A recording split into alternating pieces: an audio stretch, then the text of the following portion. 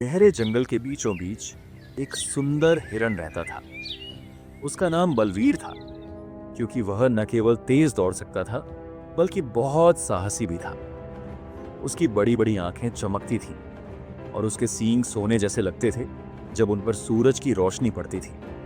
उसी जंगल में चतुर लोमड़ी भी रहती थी। उसका नाम था धूर्तिका, क्योंकि वह हमेशा दूसरों को बेवकूफ बनाने की तरकीबें सोचती रहती थी।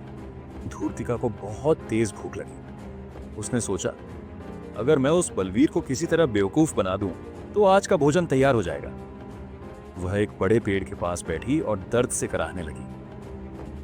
अरे, कोई है जो मेरी मदद करे, मुझे बहुत दर्द हो रहा है। बलवीर जंगल से गुजर रहा था। उसने सुना और तुरंत रुक गया। वह एक नेक दिल हिरन था। उसने धूर्तिका से पूछा, क्या हुआ धूर्तिका, तुम्हें इतनी तकलीफ क्यों हो रही है? धूर्तिका ने आह भरकर कहा, अरे बलवीर, मेरे पैर में एक कांटा चुभ गया है।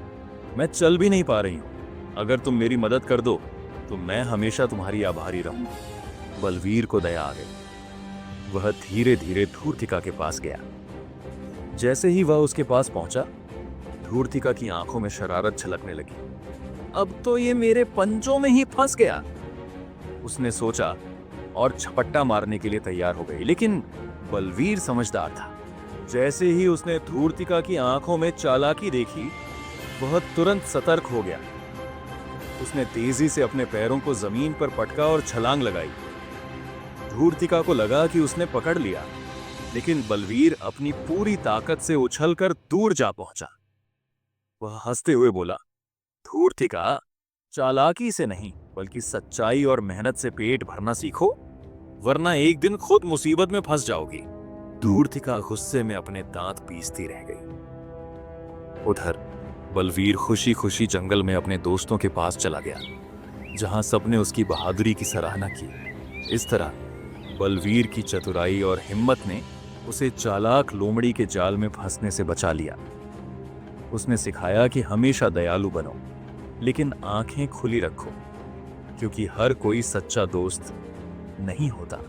धूर्तिका की तरह धोखा और छल करने वाले लोग लंबे समय तक सफल नहीं होते।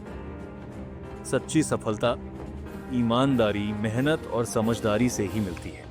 तो बच्चों, याद रखो, अच्छे दिल के साथ तेज दिमाग भी जरूरी है। दोस्तों, फिर मिलते हैं अगली कहानी में, जहां पर एक नई सीख और मजेदार सफर आपका इंतजार कर रहा होगा।